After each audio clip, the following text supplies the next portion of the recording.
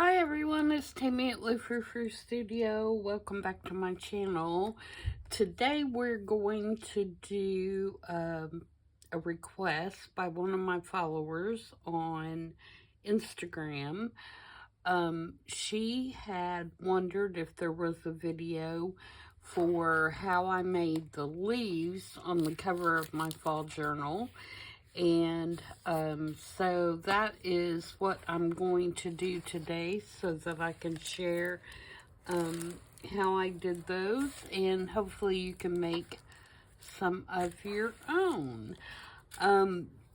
What I did is I found on the interwebs, on the internet, a child's coloring page meant to use like in a classroom that had the outline of leaves on it, just in black and white, of course, because they're meant to print out in color.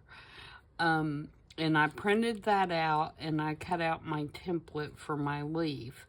Now, the reason I did that is because I wanted big leaves, and I don't have a die cut that will cut big leaves. If you have a die cut that cuts leaves out and they're the size that you want to use, then by all means use, your dies. But this to me was the easiest method for me to get a big leaf and have pattern so that I could cut my leaves out. Now, I have already went and cut a couple, so you didn't have to wait for me to trace and cut around these. And I'm using like a vellum kind of paper. Okay. I think you could use brown paper. I mean, you could use copy paper. You could use, whatever you wanted. But I wanted the crinkly sound. That's why I said the brown, like packing paper, because I think you'd get a crinkly sound with that. I would not use, for example, what I have here is my under piece that I'm going to be working on. This is a waxed paper, and because we're going to be using distress inks, I don't think that they would give you the desired look that you want. By all means, try it. I have not. It may be fine, but I think with the waxy surface and the fact that the distress ink really doesn't have anywhere to sink into the paper, that it wouldn't work well. But like I said, you guys do what you want to. Now, even on vellum, if you feel it, one side is smoother than the other side. And I turn the kind of rougher side up when I'm doing this, just because I feel like it has more tooth to grab the inks. Okay? So we're going to do a couple and a couple different color variations, and we'll see what we come up with. So the first thing that I do after I cut this out is I crumble it up. And the reason I do that is I want those kind of wrinkly lines. I don't want them to look brand new, in other words. So I'm going to crinkle that up, and be careful, not to tear, especially the stem. Now, if you want to, you could take another piece of paper and reinforce that stem right there, because on this particular one, that's a pretty small space right there, and so you have to be really careful. Okay, now, like I said, I'm using distress inks, and the reason I'm using the inks instead of the oxides is because I feel like the inks are bolder colors than the oxides. I think oxides would work fine, but to me the colors are brighter. What I have is I have my tin of reds, and I have my tin of yellows and oranges, and then I threw a couple of greens in there because I do want just a little bit of green. So for the breads, I prefer Crackling Campfire and Barn Door. No, Fired Brick. Let me look at it. Yeah, Fired Brick. Okay. For the oranges, I like, which I have some oranges in here as well. They're more to the red side. I like this Ripe Persimmon. And then I also like this Spice Marmalade. To me, the pumpkin color, carved pumpkin, I don't like as much on these. You think that would fit right in, but in my opinion, I don't like it as much. And then for the yellows, I like the Fossilized Amber and the Wild Honey. And then, like I said, I like a little bit of green, and I'm going to go with the Crushed Olive, I think. Okay, so there's my inks. Now, for my inks, I use Tim's brushes. And it's not necessarily to have a brush for every color. What he suggests is you have one for the colors of the rainbow, and then you take a Sharpie marker and just mark around this little rim right here so you know what color tones you're using. So I'm going to start with the reds. And we're just going to kind of do some brushing.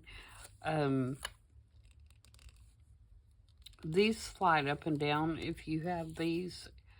So you're going to get a softer brush if you do this. You're going to get, you know, a smaller, more stiffer brush if you put it down so you can see.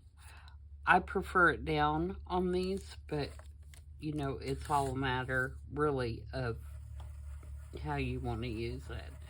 And then I just start kind of applying my color on here. And you can see that it goes on pretty subtly. So, you know, if you want a darker color, you're probably going to have to apply it in several layers.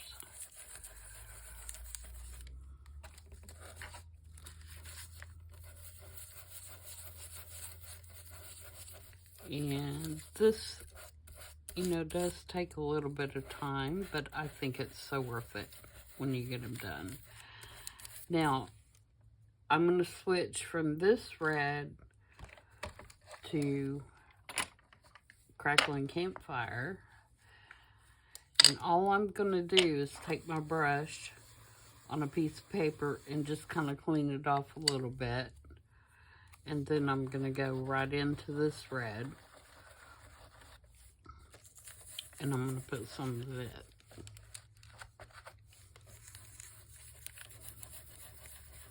And you can see this is a more orangey color. Now, I'm not worried about doing the edges so much because I know I want those to be a different color. And you can do this, you know, to your own taste because, you know, there's no secret recipe to this. But you just keep applying the colors until you get the desired effect that you want on your particular leaf.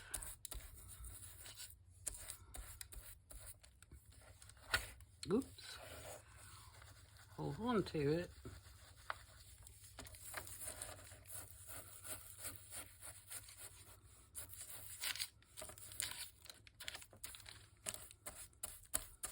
Okay. So there's my reds.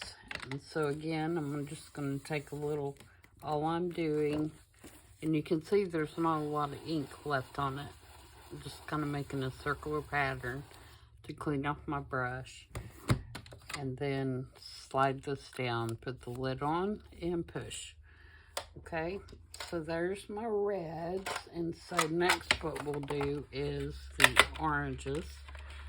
So I'm going to take my orange brush out.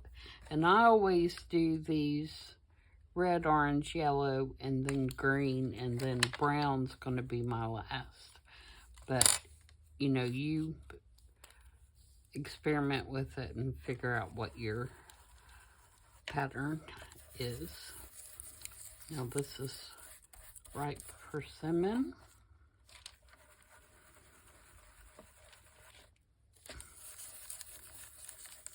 And you can see it's even more orangey red.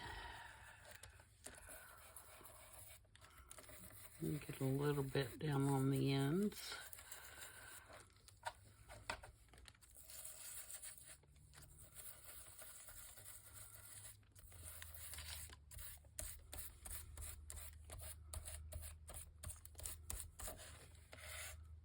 Okay, I'm liking that so far.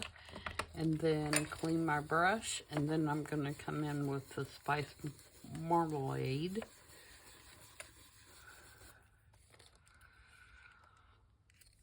If I can get the lid off. Now in the Distress inks, I just have the little ones because I find myself using the oxides most of the time, just because I like the oxide effect. But you know, you get what you want. I've had these for, oh, I don't know, 3 or 4 years, and they're still fine, and I've not used any of them up. I've not even re-inked them. I mean, that's how much I use the inks compared to the oxides. As a matter of fact, I think the only oxide I've ever replaced, and I use those quite a bit, I think the only oxide I've ever replaced are the browns. You know, because we use those to ink edges and stuff, so. Alright, so there's my oranges. Now let's bring in some yellows, and if these two are not bright enough, we'll go in with a brighter yellow when we're done. And again, we'll pull out our yellow brush. I keep sticking my tin on top of my iPad, and my iPad has a magnetic case on it, so the tin keeps sticking to the case when I try to pick it up. Alright, so we're going to do the wild honey first.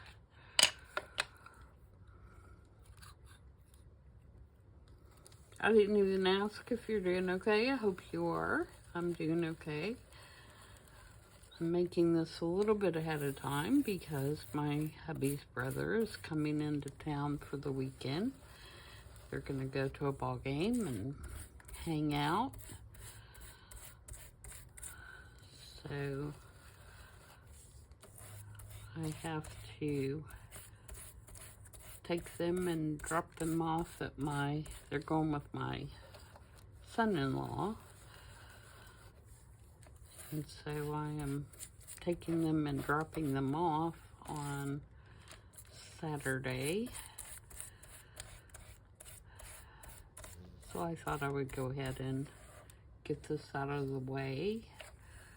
And that way I can spend a little time with the grandkids and my daughter before I come back home.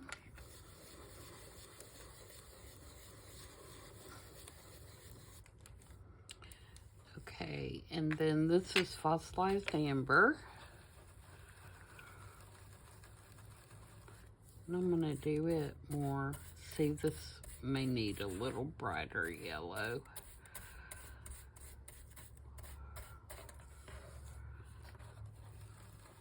Do it more toward the edges.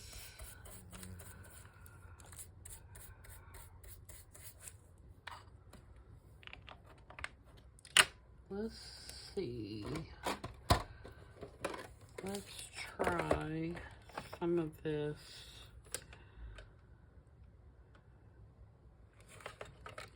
squeezed lemonade, maybe, or wild honey. Did we do wild honey? Oh, I've got 2 wild honeys. How'd that happen?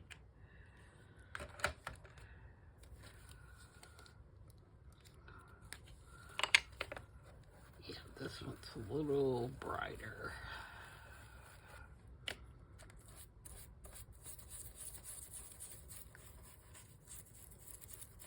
Yeah. I'm just using this kind of like a highlight.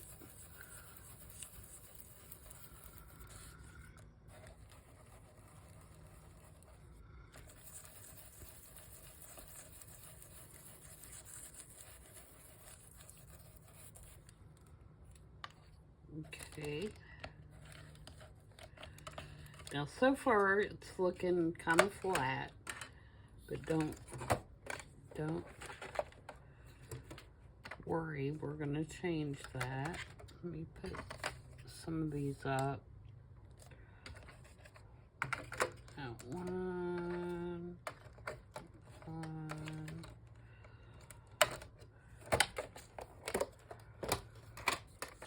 Oops, that's my brushes.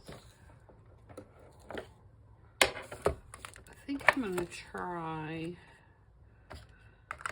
let's do a little bit of lumberjack plaid. That's a pretty red. See if we can get a little bit more red in there. Oh, I haven't used that yet.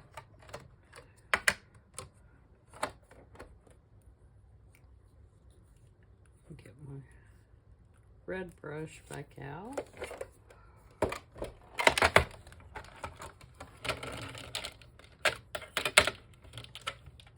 Green.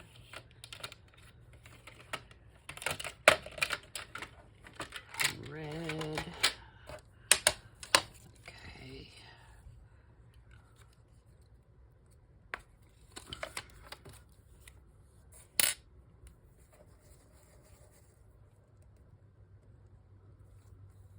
Slide the color down a little bit.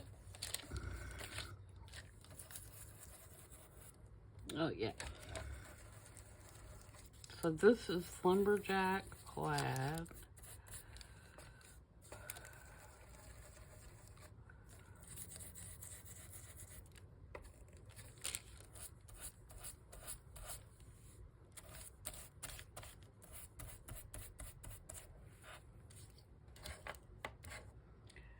And then I'm going to take just a little bit of this crushed olive.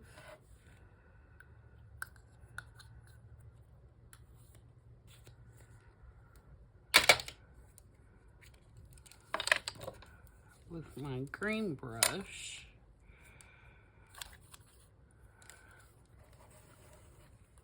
And I want to do that kind of at these ends.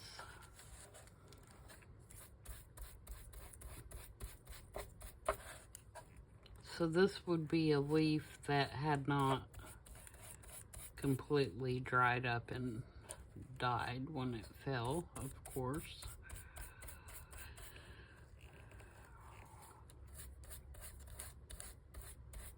And that shows up more green than it's showing up in the camera. But it's still subtle, because I don't want it to overtake it. I just want it to kind of be there. Okay, so now what we're going to do is, and these go pretty quick when you're working on more than one at a time, and you can just line them up and do it, and you're not given instructions on how to do it. It goes a lot quicker. So I'm going to take water, and I'm going to drip some water on here.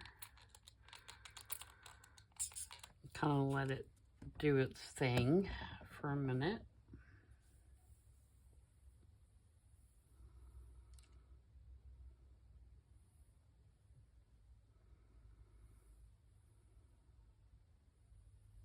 And you can see what's happening here. And then I'm going to take my paper towel, kind of dab it.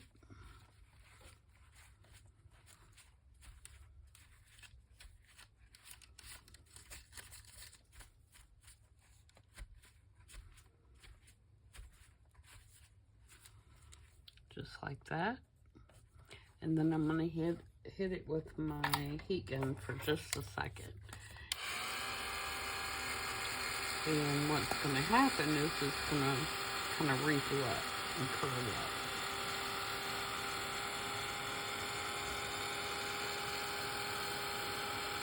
But it gives it more of a leafy feel to it.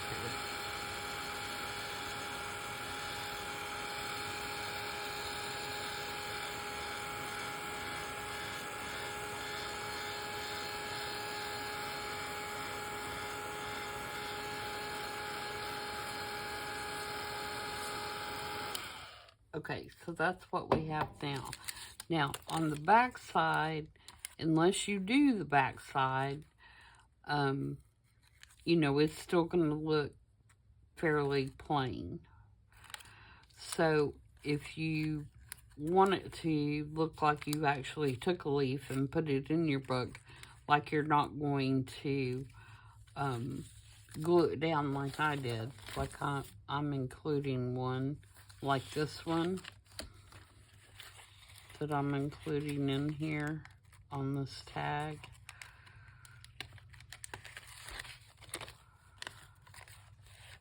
See, I put some color on the back too, just so it wouldn't be plain. I didn't put the gold on the back, but I did put the other, well, it ended up with a little gold on it, didn't it?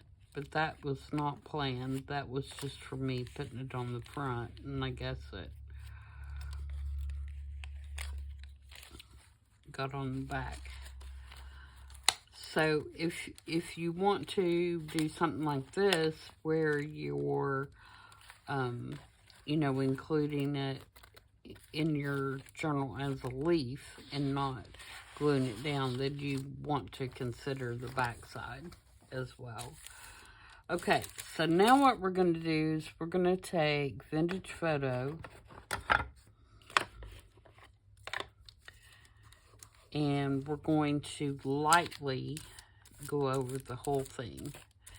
And what's going to happen is any place that there was a wrinkle or any place that you put the water, it's going to pick up a little bit of this Vintage Photo, and it's going to pick up those little creases and lines and whatever. And if you do this and you don't think there's enough, crinkle it back up and do it again, okay? And then I'm going to get a darker color. What do I have here? Gather twigs, and I'm going to put on the stem.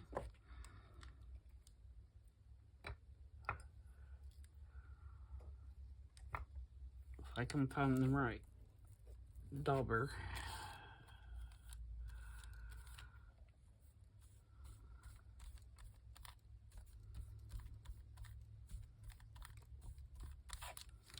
And then I'm also going to go around the edges like I would anything, you know, and ink the edges.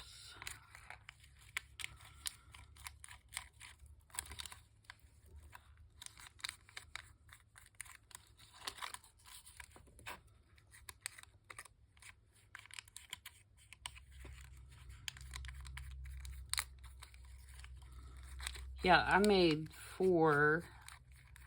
I think I made 4 when I made the ones for the journal. And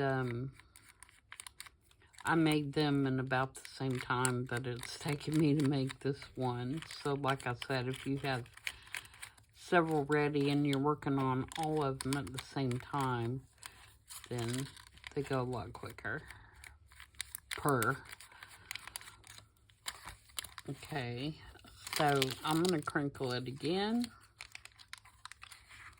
just to get some more lines, and then I'm going to ink real gently.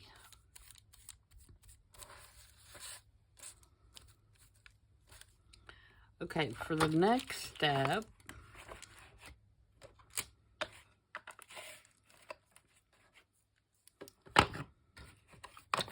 I'm going to take this little splatter stamp here, and I'm going to take permanent ink for this, and I'm going to use potting soil. And I'm going to take some of these little dots, and I'm just going to randomly place them on here.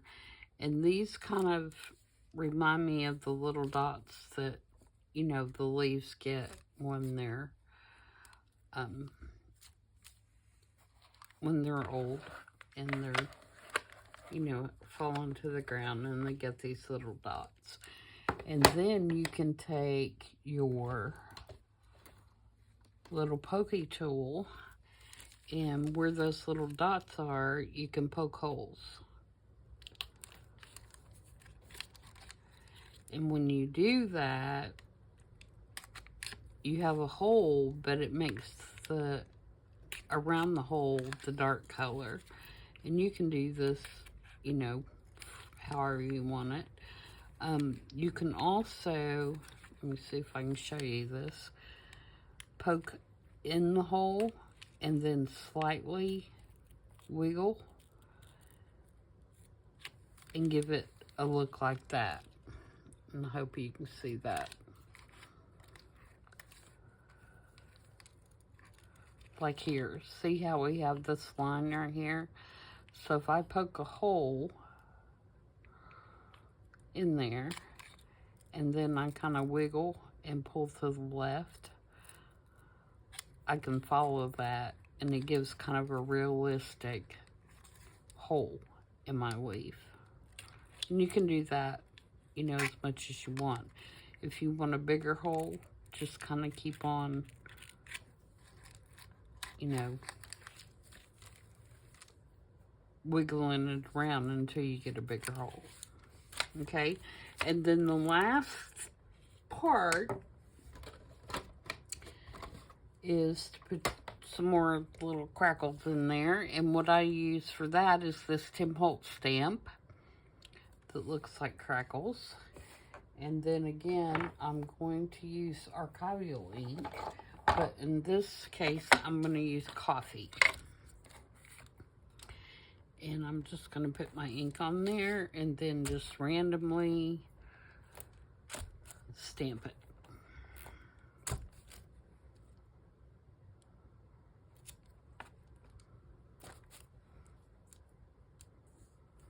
Until you get the look you want. Okay, now if those are a little flat for you, because sometimes they have a tendency to look a little flat, you can do a couple things. One, you can put distress or collage medium over them, which has just a little bit of a shiny finish, even though it says it's matte. To me, it has just a little bit of shiny to it. Or my preferred, sorry for the breach, I forgot to get this off my shelf. My preferred is to take this Distress Glaze and put just a little bit on my finger. It doesn't take a lot. It's kind of like Vaseline. And then just rub it on the surface. And to me, this gives it just enough little, I don't want to say shine, because it's not really a shine, but it gives it kind of a depth, I guess is the best way to describe it.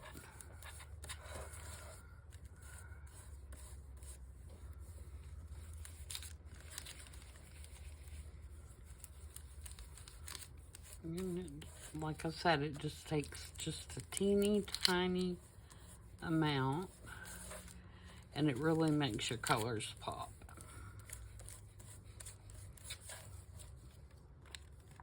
I don't know if you can see that. I hope that kind of shows.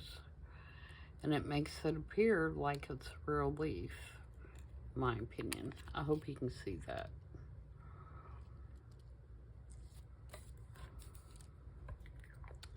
So that's it. Now that I have ink all over me, we have made a leaf.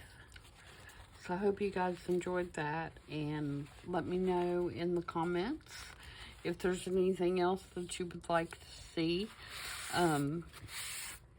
I'll be glad to try and explain to you my process the best I can. I don't know how much of a teacher I am, but if you do have any questions about something that I've done a tutorial on, please feel free to leave the question in the comments.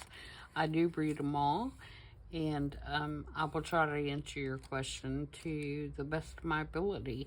Another thing that you could do, if you wanted to, is splatter these with paint. If you don't have the splatter stamp, just take a paintbrush and, you know, tap it and get you some splatters on there. But yeah, I love them. This is my favorite season, fall. So I love all the colors, and I love the textures and the smells and everything about it. Although I will say I am not a pumpkin spice person. I'm on team apple cinnamon. So yeah, that's that. I know. All right. So, guys, I will see you back on Tuesday for the next episode of Nothing But Neutrals. And I do appreciate each and every one of you joining in and watching the channel. And if you have not subscribed, please do so.